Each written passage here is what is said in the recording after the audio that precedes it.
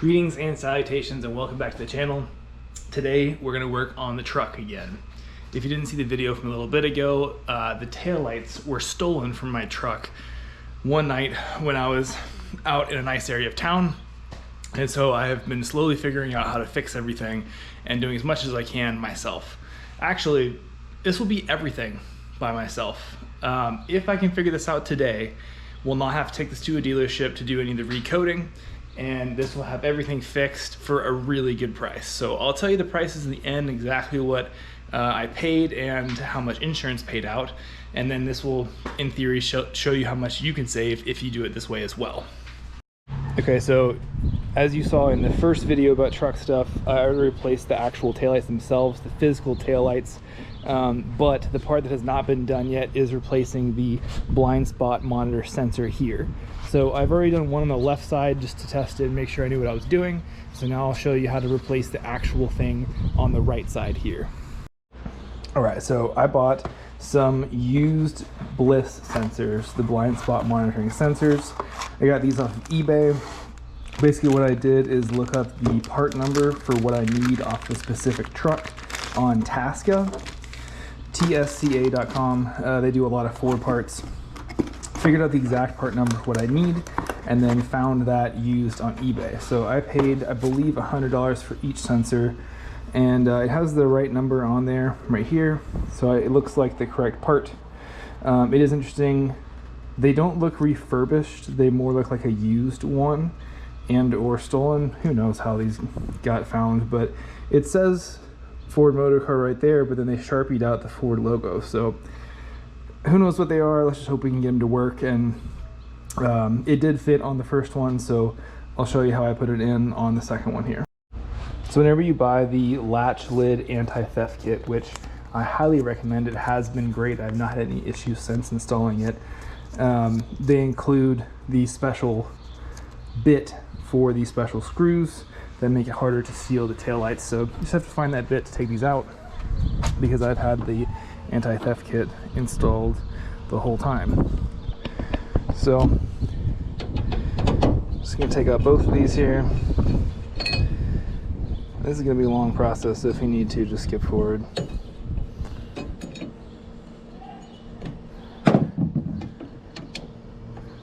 Try not to lose any of these little bits. There's the top. Same thing for the bottom, just taking these out. It holds itself in pretty good. It has little clips that hold it. We'll have to pop those out here in a second.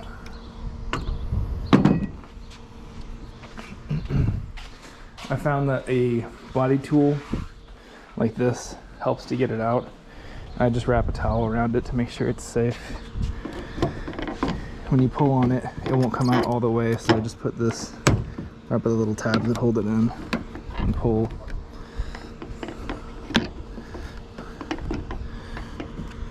Come on, little buddy. There we go.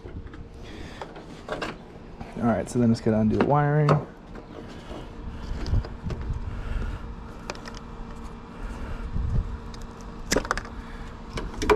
And the taillight's out. All right, so I set it on a rag here just to keep it safe.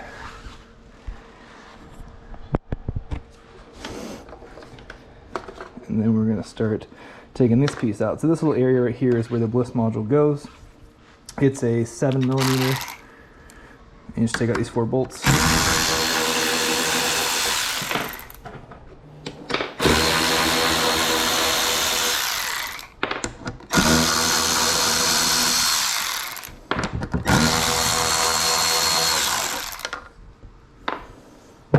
It took a little bit to get this piece out on the first one. So once again, I just used a body tool, kind of pried up on it, and it popped out. So the Blis module mounts right here. The little tabs go in here.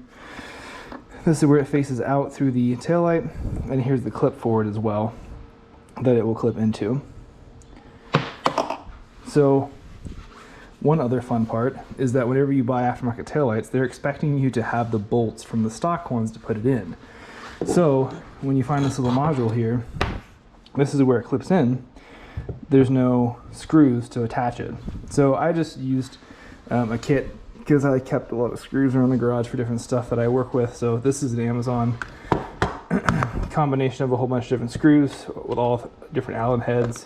And I figured out that a M4 by 12 fits perfect on this. The 3mm Allen head. I figured out that it is easiest to attach this first, so I'm just lining up the clip with the clip on that. And then I'm going to bring over the mount. The little tabs go in here, just like that.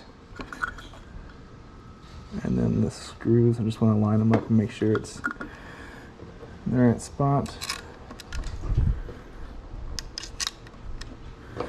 Line those up. And we'll spin these in. Maybe I'm superstitious, but I always go backwards a little bit to make sure that the threads grab properly. Feel it click and then snug it up. Nothing super tight. This does have a little seal around the area, which is good, so in theory it'll keep this watertight. So there's that module mounted there, clipped in. I'm just going to make sure those wires don't get pinched. And then there's two little rubber mounting locations that help keep it in the right place. So I'm just going to line those up.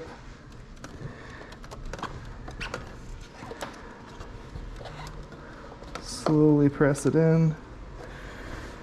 And then now I'm going to find the screws to go back in place. This is the simple part.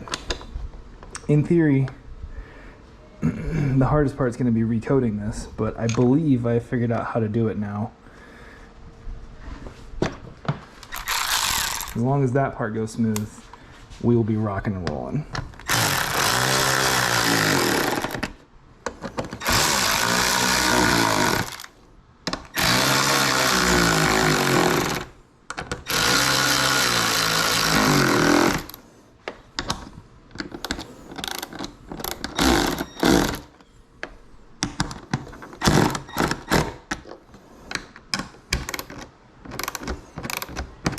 Doing this last little bit by hand, not the power tools, to make sure that it isn't over torqued. It's just going into like the hard plastic of the headlight, or sorry, tail light. So I don't want it to be crazy torqued and spin any of the rubber area it tightens into. I believe this is for vehicles that come with the factory halogens, so we're not using that at all. This is also something that we're not using, so now we'll just go put these back in.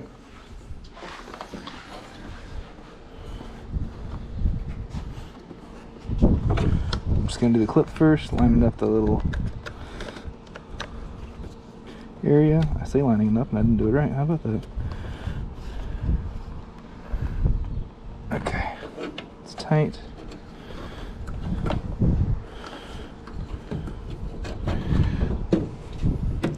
Make sure that pin there lines up. All right, how about that? Okay, then I'll do the top one first. Make sure the latch goes on. Yep. So far, everything going smooth. I thought this part would go smooth, but we'll see about the coating part. See how that goes. That might not be so easy.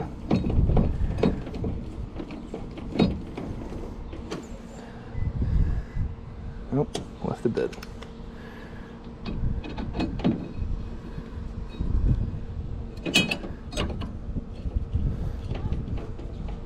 Alright, snug. Snug. How's that look? That's good. Alright, physical part is done. Both tail lights now have Blis sensors. Okay, so to my understanding, the next thing we need to do is start working on the as-built data that is in the computer of the truck. So apparently what happens is you put the new modules in, the new Blis modules, and the Blis modules are coded to the VIN. So whatever new modules are in the truck now that I just put in have a different VIN than what the truck should read. So they're not going to work. So we have to go in and we have to reload or change the as-built data to match the VIN correctly. Basically, you need to put the VIN of the truck onto the modules. So the first part of that is to go to the Ford Service website. I'll put the link to this in the description.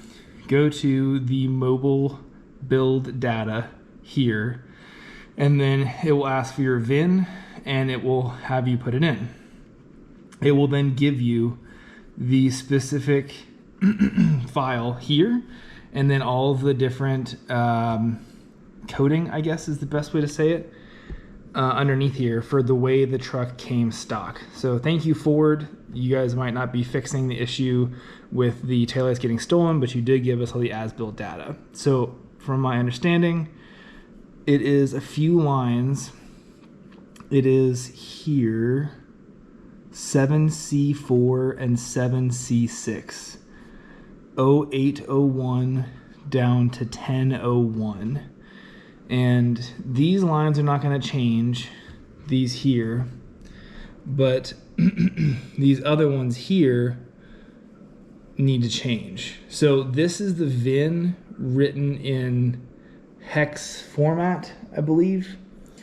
And it's hard to convert it, and so it's easiest just to copy it from a correct version. So this right here should be the correct VIN from the stock format of the truck off of the Ford website. So this should be one side of the data, the other should be 7C6, which is here, also 8 through 10.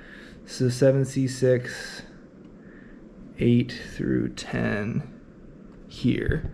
So you can see on this one, the VIN part is going to be the same. So this 31465445557, not the last two. That's the VIN encoded in the, they call it SODL and SODR, side object detection left and side object detection right. That's how they call the Blis modules. So this is how they're encoding the VIN in it, and this should be my correct VIN. So if you do the same thing and you go to the Ford website and you put your VIN in underneath the module build data right here, it asks you for your VIN, and then you just put the security code in, hit submit. It will then give you the as-built data for your vehicle when it was stock. So unless you're modifying something in your as-built data, which some people do, if you're just trying to fix the Blis modules and put them back to stock to make them work, this should work. So next I'm going to go into the truck. I'm going to go into ForSCAN. If you haven't used ForSCAN before, you basically just download it. It's free to download. This is ForSCAN. You need an OBDII scanner. I'll show you that here in a second. And you also need a trial license. So you submit for a free 2-month trial extended license key. It takes about 30 minutes for it to come back, so I just clicked on that and I should get it back here soon. The free version that comes with it without the extended license key doesn't have as much functionality, so just have to submit for the trial license, and then we should be good to go after this. And here's also on the ForSCAN website, whenever you first click into it, there's all the initial links here.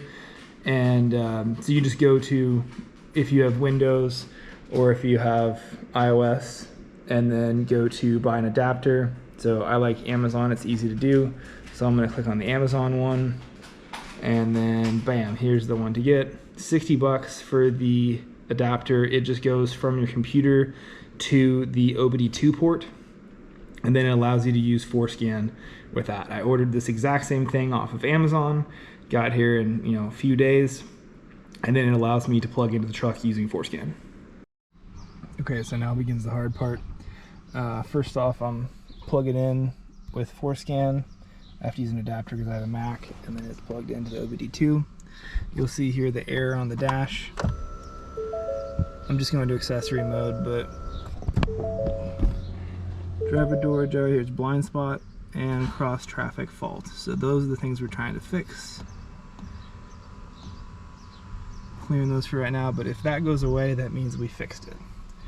So for now, I'm just going to connect to the vehicle and start diagnosing. Well, this is proving very frustrating. Whenever I linked into the vehicle, it's not even pulling the modules for the Blis. So right in here in the middle, there should be something that says SODL or SODR, and that's not showing up at all. So I can't even recode them. I tried doing a module initialization relearn vehicle data in hopes that it would then correlate the VIN to the BCM, but that is not helping at all.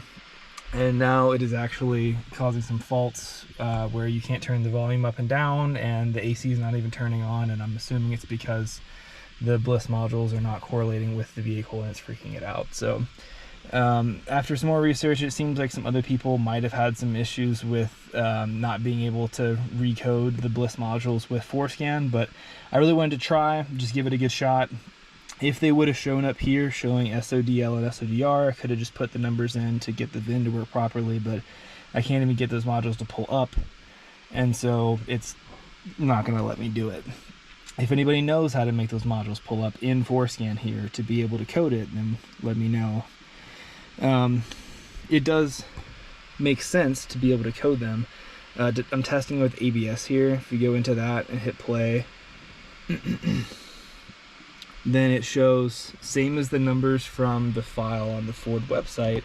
This 3146544557, that's the VIN, and that is coded in the ABS properly. So if I could just work the module for the SODL, SODR, that would let me code it, but it's not letting me do it. So I'm just gonna have to take it to a Ford dealership. I think they use an Autel or maybe a different device of some sort, and that allows them to recode it. And then I will give you guys an update after that. Okay, update. So I unplugged the Blis modules. Ignore that I'm just sweating everywhere. It's super hot in Texas. I unplugged the Blis modules from the back because that was interfering with the CAN bus system and some of the modules up front. So the moment I unplugged those and turned the truck back on, you now can adjust the volume. That works. And the AC comes on now, and yeah, so just know that if you do put your Blis modules in, it will interfere with some of the things inside the car, and your AC won't work and the volume won't be able to change intensity. And so if you put your Blis modules in, you need to know that you got to get them either reprogrammed that day or just have it done at the dealership. I've tried everything in the software in ForSCAN, and the modules just won't pop up at all. So if they won't pop up, I can't reprogram them, and I've tried to find different ways to get them to pop up, and they won't. So yep, like I said, unplugged the sensors from the back, and I'll have to take it to the dealership. I've heard $100 to $200, something like that, to have them reprogrammed. I'll update you guys on how that goes, but hopefully that will be the end of the problem. It is kind of a bummer though, because I was really hoping to do it all myself. So, oh well, at least I tried, and at least I could help some of you guys by putting that info out there as well. Alright, well, today's a little bit of a bummer because I was really hoping to get it all fixed by myself and just use ForSCAN to reprogram those modules, but it's not working and couldn't figure it out. So for right now, the modules are installed but not plugged in, and the truck is still driving fine and does everything like it should, but just has those pop-ups whenever you start the truck that says cross traffic not working and blind spot not working. So I'll update a little bit later. I'm gonna close out the video by just saying how much the process has cost so far.